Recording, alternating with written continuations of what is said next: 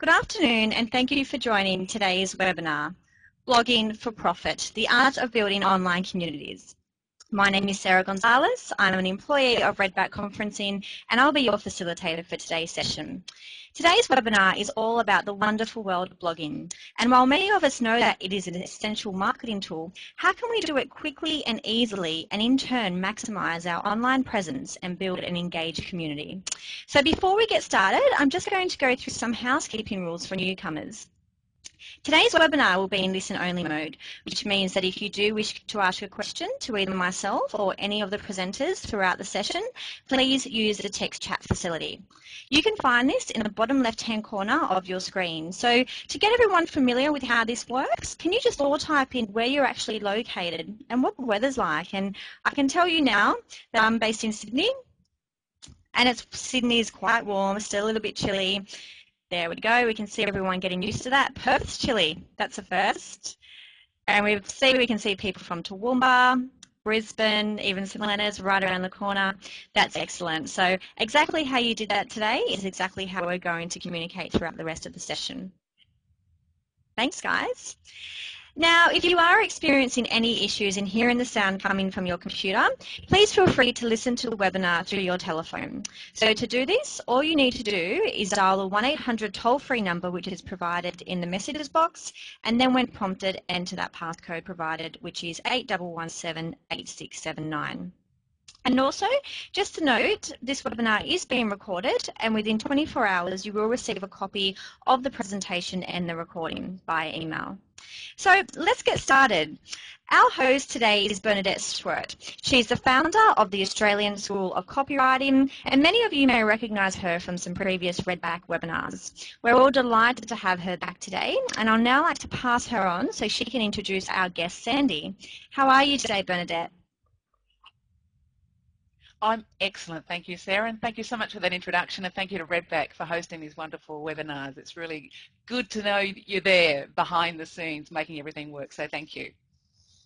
Now, this topic of blogging has really touched a nerve today, as we have over 250 people registered on the call, which indicates to me that one, there's a lot of interest in the topic, but two, there's potentially some confusion as to what we should be doing with our blog.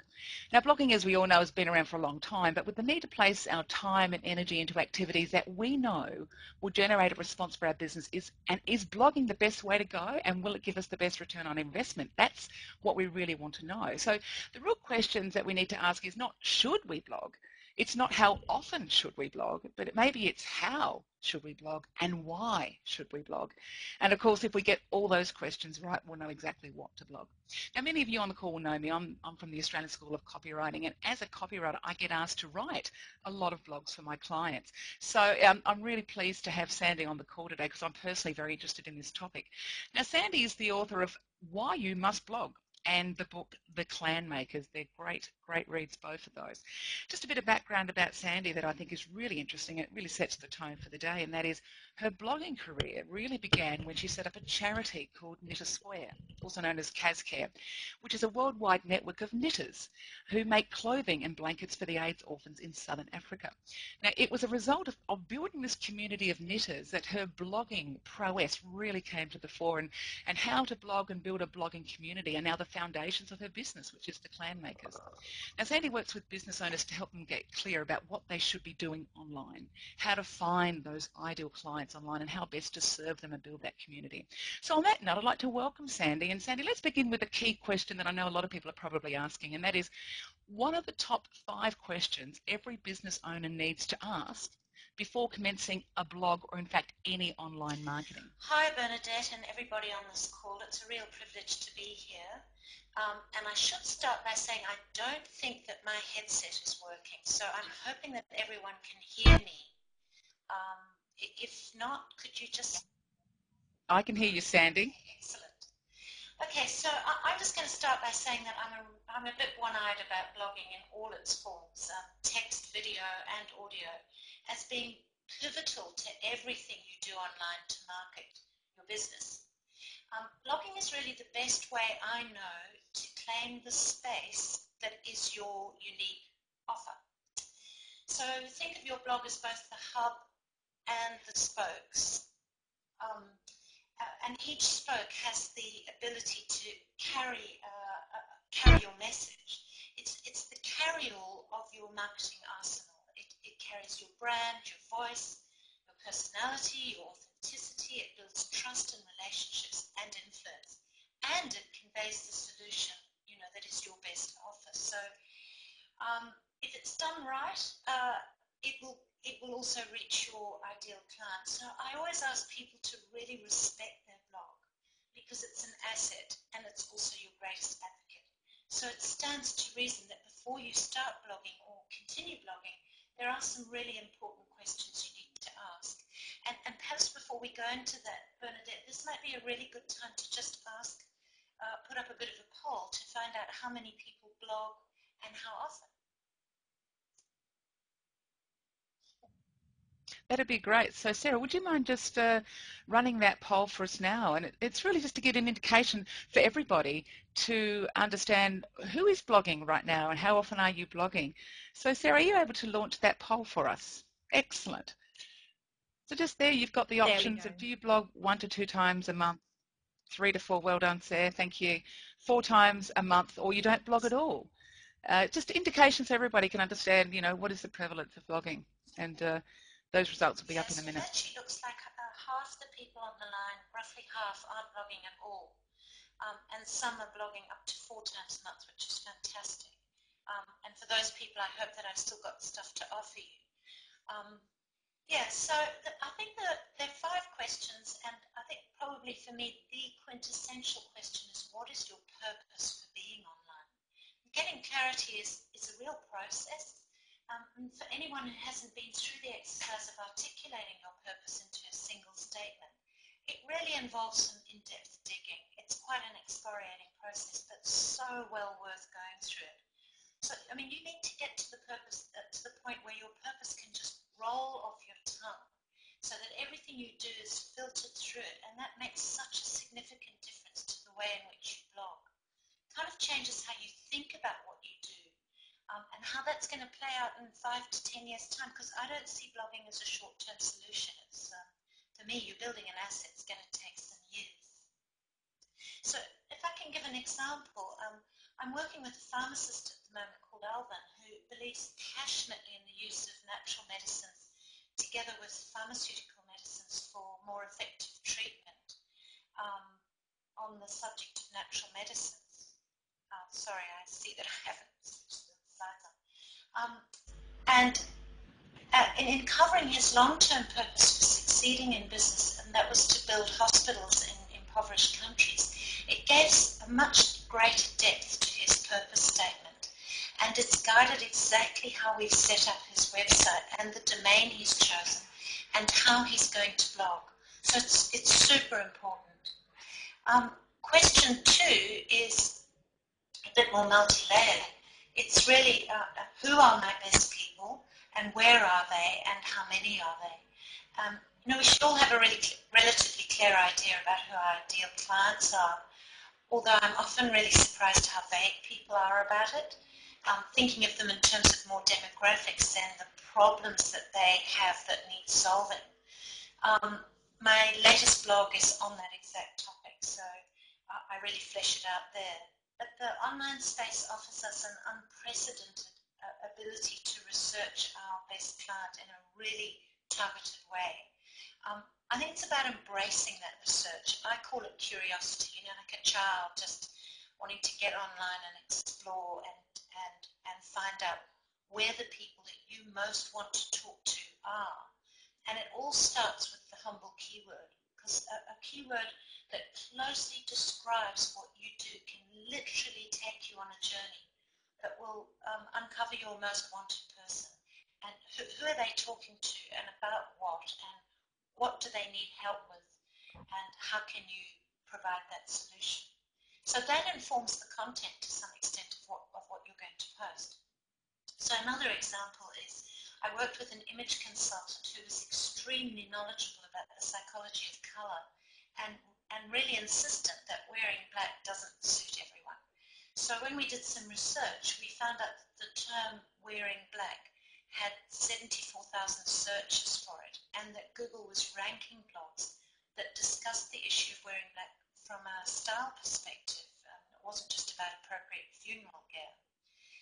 And so reading these blogs, even following some of them, gave her an insight into her potential audience and what they were actually wanting help with. And if indeed they were her audience.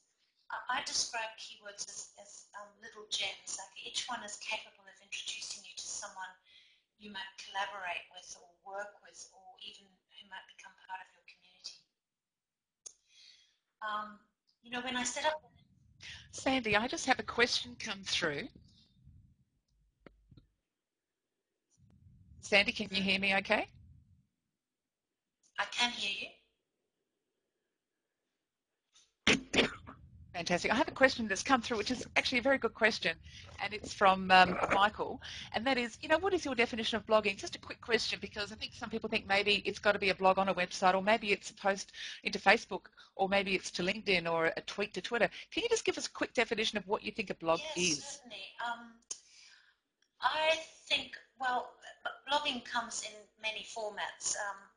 Traditionally, it's text-based, and it's a post that's archivable on a website. I think that's the original definition of a blog, as a weblog.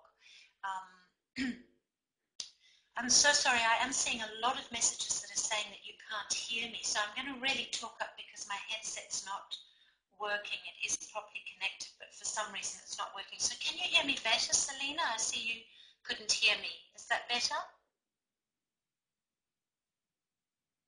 Cool. Today, blogging has really grown to talk, its videos and its audio. But essentially, the term blog means that you are creating articles or posts or content that you archive on a website. So that's the traditional meaning of a word blog. And your average blog is sort of 300 to 400 words. Okay. Yep. Is that cool? Great. Okay, Sandy, that's good. And maybe if you could just get the microphone just a little closer to your mouth, if you just hold that just closer to you, that seems to help when you come closer to the mic. But let's carry on with the other problems that business owners have in terms of getting that ideal client clear in their mind. 300 to 400 words, Wendy. I just was answering a question I saw in the chat pad. I don't know whether it's worth just, although my headset is properly connected, I don't know whether it's worth, Sarah, just checking again, because I'm now actually using my computer microphone, and I think that's what's causing the problem. But I'll keep going for the moment.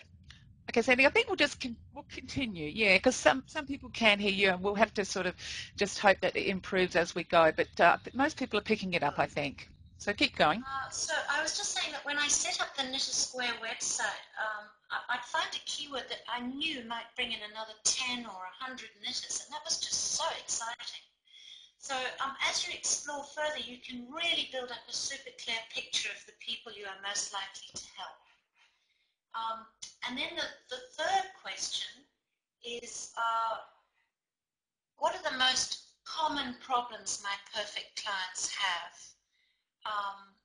What are their most common mistakes? So, for example, talking to a client recently about his top-end decision-making clients in the corporate world, he explained that their subordinates often protect them from knowing the full extent of something that's going wrong. And by the time they did know, it was at the cost of a lot of wasted money and effort. So I asked him if he was making a keynote address and he explained that problem, would the CEOs in the room nod their heads? And I think that's a really good gauge as to whether you have articulated a client problem properly, is to pretend that you're actually in a keynote delivery and you're speaking about the problems and you're actually seeing your audience's heads going, yep, I get that, that's my problem. That's exactly what you need to do to define your client's problems, and then you answer that in your blogs. So if you've understood those client problems in depth, you can research what they might be looking for and address that problem to the exact answer. And then the next question is, what am I positioning online? And that's really important. Are you positioning yourself as the expert, or are you positioning your business, your industry niche, or your offer? And I explain this in depth a bit later on, but it's so important for being coherent online. In the book that I've written called Clan Supercharge Your Business, there's a detailed section on this exact problem, this question rather, and I use Sally, who's a nutritionist specializing in irritable bowel syndrome, as an example. And I outline 4 business options for her. The first is she wants to become the world's leading expert in IBS, or she wants to train other nutritionists in her businesses to become the biggest IBS provider in her city, or she wants to develop a process and license it to other nutritionists around the world. And the last one is she's really an academic and she wants to just champion nutrition across all chronic disease. And each of these options has a completely different set of domains and a different social networking strategy, which of course affects both the domain you choose and the content you provide, and which is why it's so critical to be clear about what you're positioning. And you can download that chapter on my website. And lastly, last question is, how can I serve people with this blog? I consider this a critical issue in successful blogging, but I think it's answered much more fully as we talk a bit more about blogging and building community, Bernadette. Great. Well, Sandy, one of the things that you and I have talked about offline is how do people make money from blogging? And then your perspective is a little bit different, and that is build your community first and put that before your profits, and you might see a result. So maybe you can talk to that point about, why putting community before profit increases. Why putting community before profit increases your profits.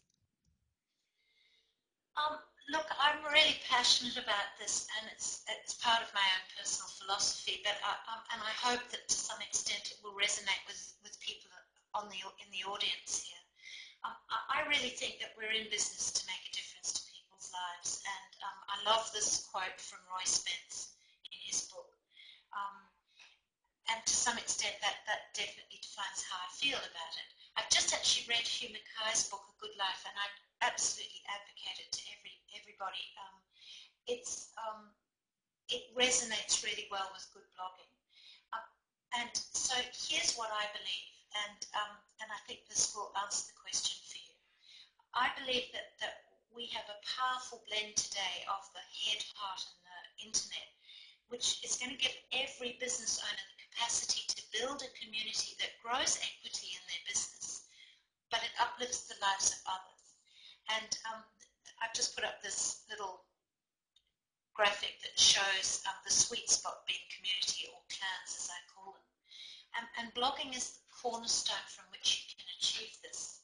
And to some extent, my own experience of blogging attests to this. So when I first started blogging, it was to create this community because I'd heard of the problem of these desperate children in southern Africa, up to 500 children a day being affected by AIDS and becoming orphaned or abandoned. And I was so horrified that I started to blog passionately about the problem. And it created a community which has now built itself to an estimated 12,000 people in 54 countries around the world. And they're all harnessed by the notion that they could do something for these children. And they have. And so as a result, I've been privileged to experience how community works online. And it's that knowledge that I've spent the last 3 years working on a process that teaches business owners to do the same thing for their businesses. So I detailed it in my book, Clan Supercharge Your Business, and over time it's my desire to help thousands of businesses to build community that will supercharge their business, but at the same time they'll make a difference to others. And recently, as a result of that, I've been invited to work with a health fund to collaborate on structuring their community. And done right, this community has the potential to dramatically impact on the health of thousands of Australians.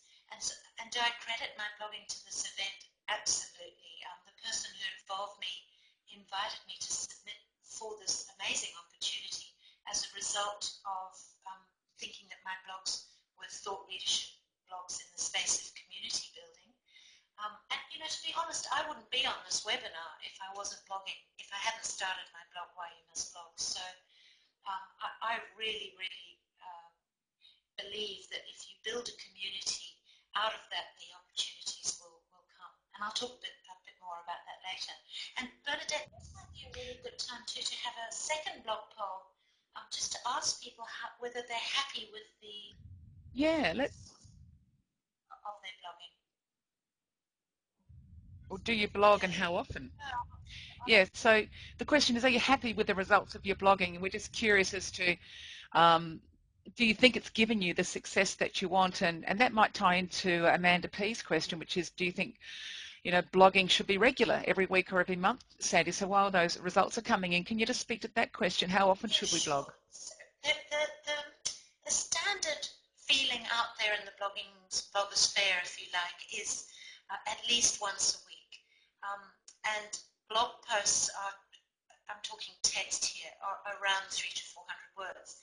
That's a good indexable by Google quantity of text. But of course, lots of people use videos and audios, and lots of people curate content as well, which is that they find fantastic content online. And I explain this a bit later on, but essentially they do a bit of an introduction to the content and a bit of an overview, and then they credit the content, where it comes from and who wrote it, and share that. I have to admit that recently I haven't been blogging that much on my own blog, because a lot of my blogs are what I call thought leadership pieces. I'm really writing in depth on a particular subject, and it just takes me a bit of time. My intention is to get back to a bit more of what I call content creation. So I hope that answers it, but once a week is a good measure of time on all fronts, audio, video, or text. I see that most people who've answered. And Sandy, the results have come up. So are you happy? And most people are not quite sure how to measure it, which I kind of thought in my own instinct that was probably pretty common. And so the next question is probably going to play into that, and that is, how do we actually avoid that trap of writing and not really getting a return? And I guess even harking back to your previous answer, and that is we really have to blog from a passion. If we're not passionate about our topic, which maybe means we're not connected to it so dramatically, then it's going to be a problem because we won't want to write about it. So what you're saying, Sandy, is in order to really do what you need to do with a blog, you've got to be passionate about it first, which means you've got to find your purpose. And when you find that, you can write coherently. And I guess some of the issues is that people work for a company and they may not, be passionate about the topic that they're actually promoting. It's just a fact of life. Work is not always people's calling, and they just have to blog for work. So let's talk about how do we avoid that trap of writing and not getting the results that we might be seeking. Yeah, the old time for money trap, I think, was a word you used recently. People often ask me, how do I make money from a blog? And my answer is always, it's not really an issue when you're blogging for the right reasons. And that's not to say that you don't make money as a result of blogging, but not necessarily from direct selling. I think when blogs first became super, super popular, there was lots of affiliate marketing, and lots of people are out there still doing affiliate marketing, whereby they're selling either their products or other people's products directly offline. But I think that if you've positioned yourself as a trusted advisor whose purpose is to make a difference in some way. Oh dear, that slide does look very odd. Sorry. As a leader in your field, or a recommended expert, or the go-to person in your industry, doors are just going to open, because that's the way our world works. If you are seen as being an expert in your field, then people will want to use your services. So from my point of view, it's very much about building your influence and building your authority, and your area of expertise is where you will make the money from blogging. Most of the people that I'm currently coaching, in fact, all of the people I'll just, Sandy, sorry, I was just going to jump in there and just add to that question about profit.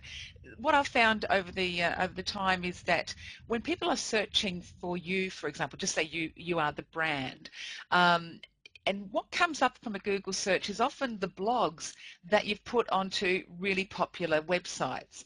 So if you blog for a website that has a lot of traffic, that accepts guest blogs, that's ranking really well, then chances are when people are searching for you and finding out about you and wanting to get a bit of a history about you, what's going to pop up are the blogs that are appearing on these high traffic sites.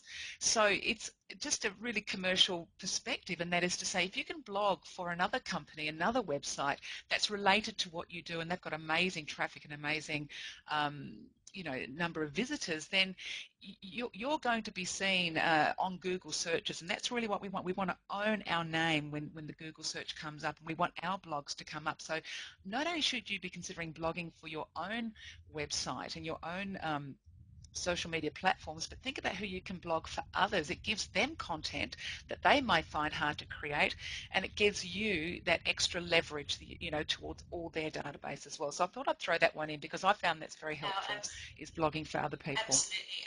Guest blogging is a very good strategy to get greater exposure. And in actual fact, I was going to talk a bit later on about the group of bloggers that I am a member of as a fantastic way, not only to build a community online, another small and supportive community online, but also to get greater reach. So I belong to a group called the Word Carnival group. We're international bloggers whose target market is small business, and we blog every single month on the topic, on a select topic aimed at helping small business.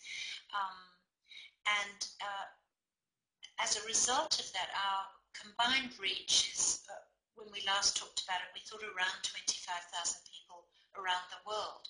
And on top of that, those people are regularly commenting on my blogs, and I comment on theirs. We share each other's posts, and it's a fantastic way to leverage your content.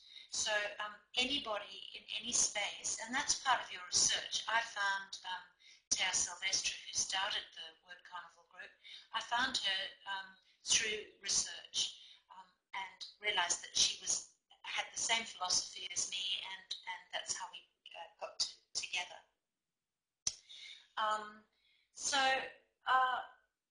Another thing that I was going to say is that I talk about content as being your best employee. I just feel that there's your content out there working for you 24/7. It never takes a sickie, it never gives you lip, and it just does the work for you over a long period of time. And I know you'll have all had an example of this, which is when you do a search, and what will come up in the search results is a PDF or a blog from like 2008 or 2004. If it's done its work and it's ranking, it'll just keep appearing over and over again for years and years and years. So just, that content can work for you, can be repurposed, which I think is a wonderful thing. You can take a text blog and turn it into an audio and post it on something like Audio Boo. You can turn it into a SlideShare, and SlideShare is gaining a lot of traction at the moment, getting lots of views. Of course, you can promote it across social media, but I think we're going to talk about that a bit later. So, yeah, stickiness, I think that's the term. Sure, and I just want to speak to yeah, that is the term. And Sandy, a couple of questions have come up that Martin's asking. So the reality is you're building your personal brand, and I thought I'd speak to that, Martin, because it is true, but it's also depending on the keywords that you might use in your blog. So if you really want to promote your business or the company you work for, and all those products and services, then it's all about the words that you use within the blog that'll help generate that Google search result. So it's being, as Sandy said in the beginning, being really clear about your purpose. Who are you promoting? What products are you promoting? And what are the names associated with that? Because the more that you can seed those keywords into your blog, they're the terms that are going to show up in the Google search result. So I just thought I'd speak to that, because it's not just about building the brand, it's about building your employees' brand as well. And there's a couple of questions, Sandy, about getting connected to the carnival, the word carnival. Are you able to send me, or just talk out the website? Do you know of that? Perhaps I can put that in the chat pad. I think it's a fairly close group, because the carnival okay. tend to determine who can blog, who's going to sit within their purpose. So that's not to say that it's totally closed, but Fair enough. We can discuss that. I just actually was going to say, on that subject of keywords, I think later on I talk a little bit about keyword trees and how to actually set up your blog, and that might actually help clarify that a little bit more too. Yeah. Great. All right, and there's the answer to SlideShare as well. And yes, Redback have just put up that lovely link to SlideShare, so you can learn a bit more about that. But let's jump on to the next topic, Sandy, and that what are the mistakes business owners make when marketing their business online? And I'm sure there's many, but what's just a couple of the top ones that you see from a blogging perspective? Well, the top mistake that I see all the time is when folk just bolt a blog onto the back of their existing business website without any consideration of what they're positioning. So, for example, I've just put up there smithandco.com/blog. So if Mr. Smith, here's an example, if he was a leading world expert on the manufacture of green widgets, how would he have helped his cause by doing this? And again, it depends on what his purpose is and what he's positioning. So if his green widgets have the potential to seriously change the way we use energy, and his purpose is to reduce the use of fossil fuels, for example, then perhaps he's an educational voice in the field, and he'd be much better served by having a website that talked to influencers such as savingenergy.com. But if he was one of several green widget manufacturers and he wanted to position his business as the green widget manufacturer, then perhaps he'd do his best work from greenwidget.com. And finally, if he was a known expert in the field and he was already a speaker and an author and an authority on the subject, then he may well just position himself as the expert, in which case maybe he's just going to blog from johnsmith.com.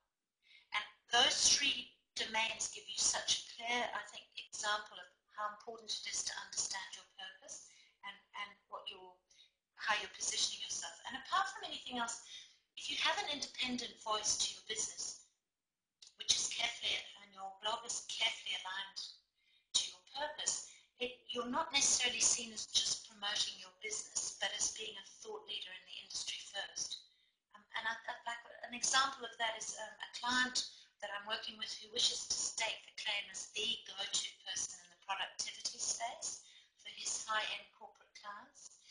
He'd be better off delivering that thought leadership from a blog similar to, for example, the Huffington Post, than off the back of his business website where it could be simply perceived as marketing. So that's mistake number one. And mistake number two is having a brief love affair with your blog. So people think, yeah, I've got a blog, it's so exciting, I can't wait to blog. They stick up a blog and they blog a little bit, a bit frantically, and then it just sort of dissipates into the background. A blog is a serious business asset. People wouldn't think about introducing a business building process and then after a few stabs, having invested in it, just walk away from it. If they've done their research and thought it through and invested in it, then they should keep going with it. I wrote a blog recently called Falling in Love with Your Business Blog, which uses various human relationships, including the affair, to illustrate the way people treat their blogs. And it made me laugh when I wrote it because I'm in what I call the blended family that's working on how to transition from one blog to another without damage to either. And I find that's a really common problem for many business owners. And random undirected blogging. And I guess it stands, we've talked a lot about purpose and being on purpose, but no matter the quality of what you write, if it's not directed specifically at providing valuable information and solving the problems filtered through your purpose, it's just not going to achieve the results that it ought to. And that's not to say that you can't blog in response to an issue or to introduce people to your audience that you've met that you know by sharing them would be great value for them. But by and large, your blogging should be in response to the framework you have set up as a result of your pre-blogging research. And I'll talk about that structure a bit later on if we've got time.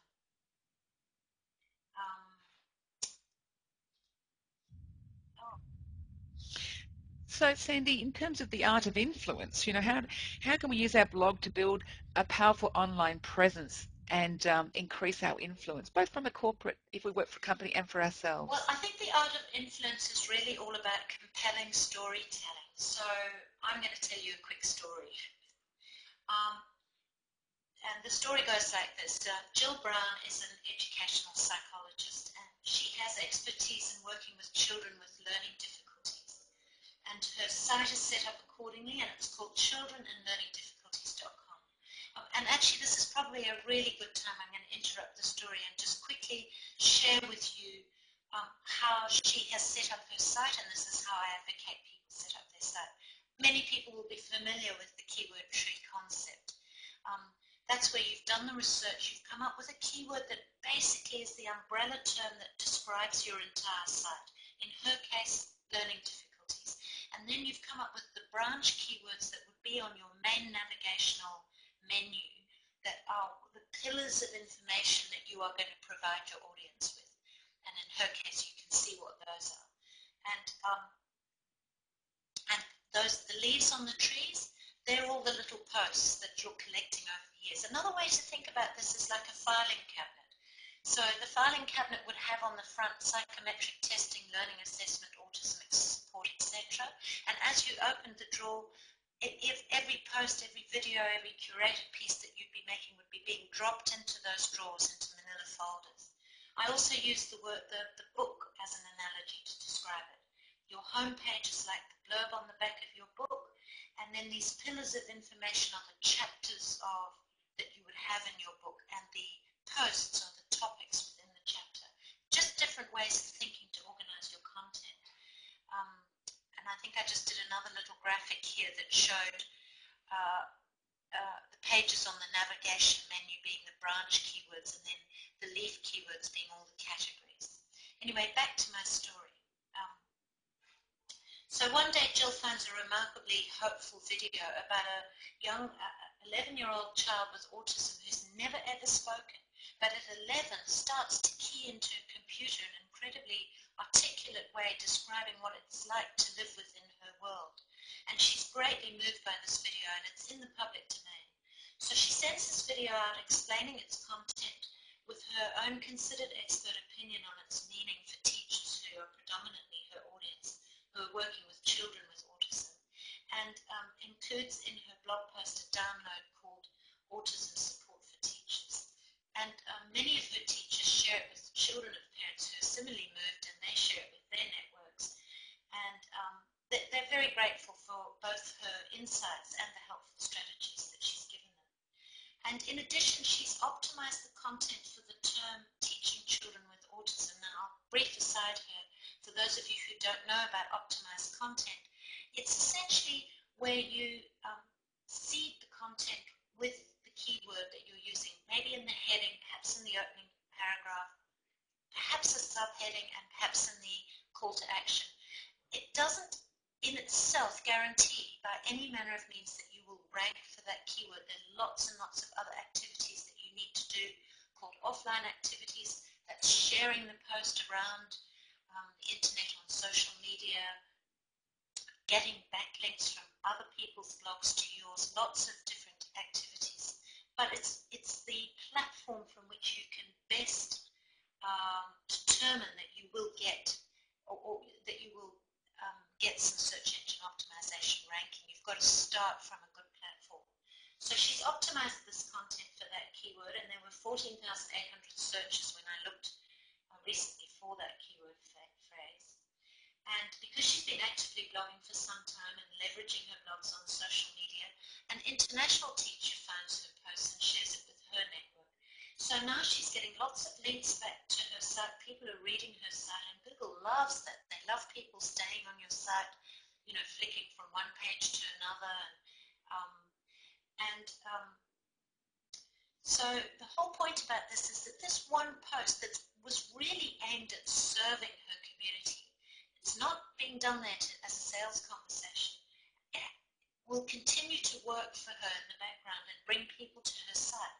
And the reality is, because she's worked to serve them, people are going to advocate for her services. I mean, that's just the way it works. So I think that's a really great way of trying to demonstrate how blogging can work effectively to build your business. Great idea. I really love what you just said there, Sandy, about the filing cabinets. It's a bit about, you know, knowing what your keyword, or knowing what your purpose is, and then knowing what those keywords that flow out of that purpose are, and then creating blogs around that. It kind of makes complete sense when you think about it. I think the difficulty for a lot of people, including myself, is, you know, what is the purpose? It does require you to go back to the beginning. So this is the challenge, I think, that most people probably weren't aware of before they joined this blogging webinar. Is I've got to find my purpose in life. So anyone up for a midlife crisis, just let us know. So Sandy, let's talk about, and that slide you brought up, which was quite complicated and quite a bit of content. We don't have time to go into that today, but I said to everybody we'd be delighted to share that with them, and that could be something you could speak with people about when they call you if they want to access some of your coaching. It's a really good slide to talk about because it does help you create the bones of your website. So let's move on to social media, because I know that's a really hot topic and we've got about 10 minutes left. So let's talk about how to use or maximize your blog using social media. Well, I think of social media as a broadcasting tool, and I mean, the key to it all is that it is quality, good quality, valuable, directed information. So, you know, if it's a video and it's on YouTube, which is now a really powerful social media channel because it's the second largest search engine, then if it's been correctly optimized, because you can optimize your videos as well, then hopefully people will share it on your behalf.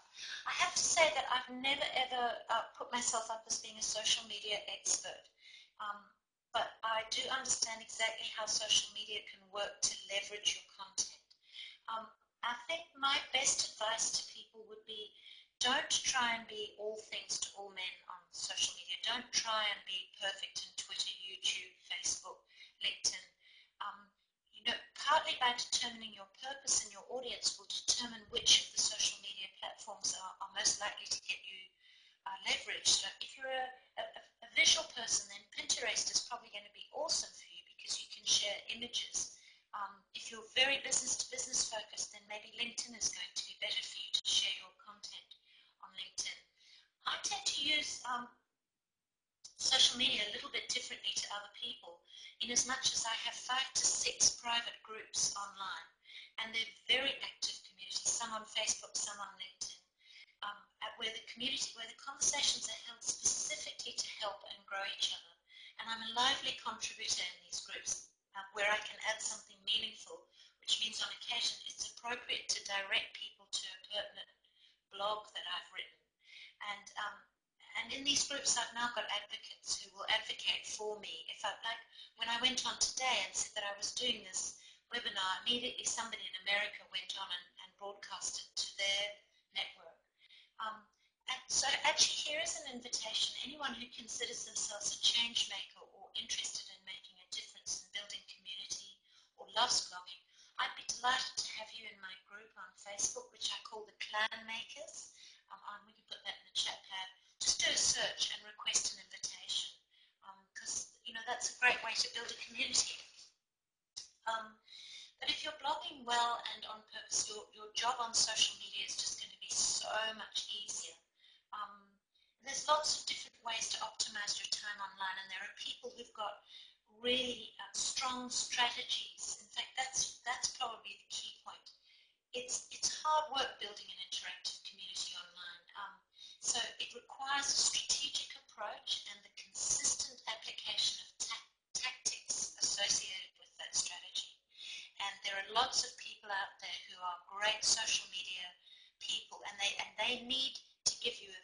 very clear strategy and the tactics to follow. And then you just do that every single day, for half an hour or an hour, and bit by bit, your influence will grow and you'll get traction. And this is all by way of...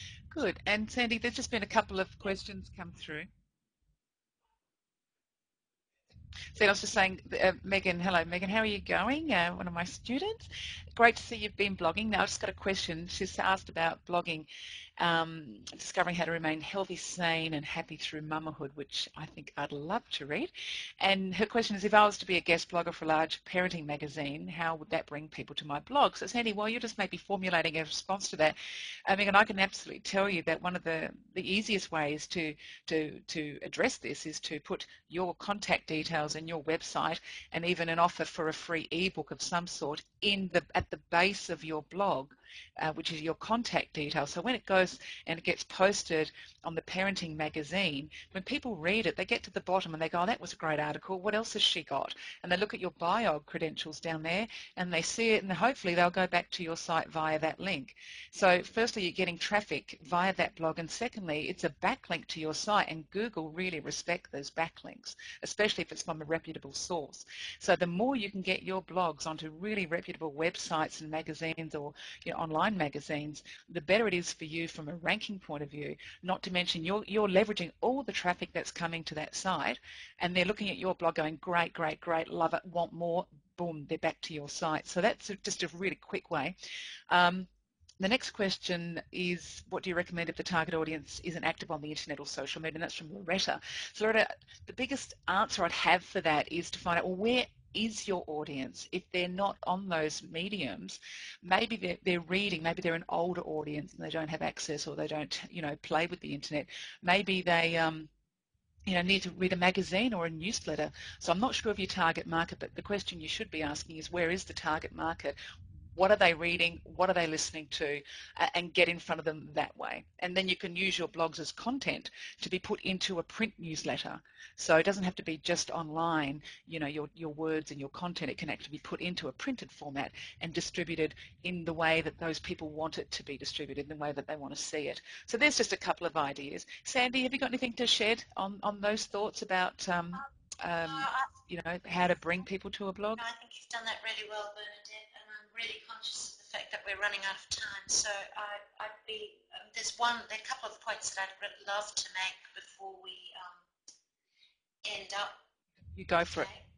I think early on you were talking about we were talking about keyword research, and I think I said earlier that I called that curiosity in the framework. That framework of getting clear on your purpose, so that's clarity, and then the curiosity, the keyword research. When I spoke about embracing keyword research, I was really wanting people to understand that it's a different philosophy, it's a different way of looking at the internet space.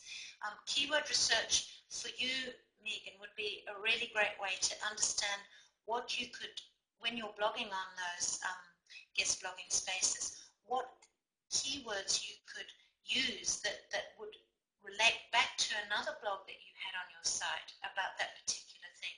It's a little bit like that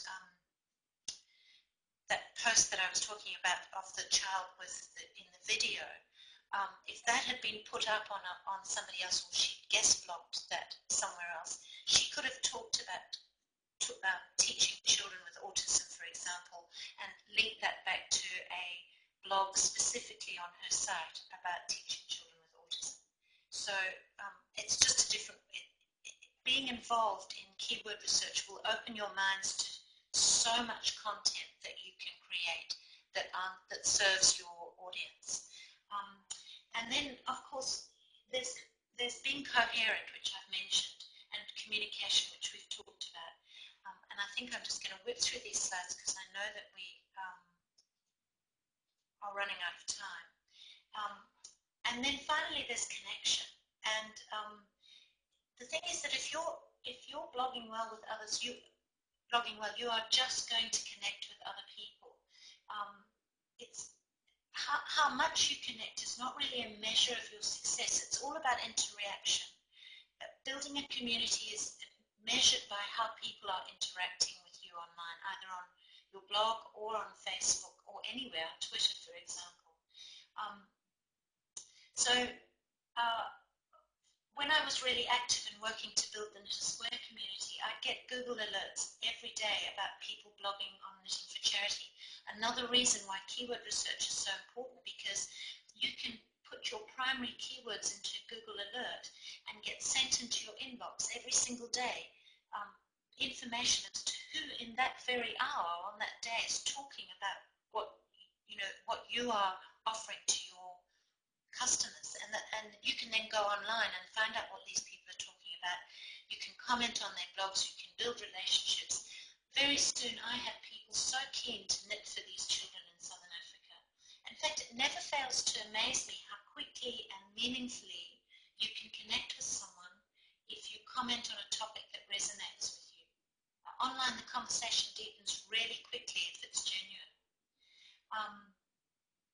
So I'm really also keen to point out the difference between collecting what I call clusters, like hundreds and thousands of likes and links and followers. Truly, these numbers are worth nothing if there's no genuine interaction with people. It's far better to have just a handful of people who really love what you do and share it. And then finally, the last one in the 7C plan to plan, which is what I call it, is about a different conversation. Sorry, I've skipped over it.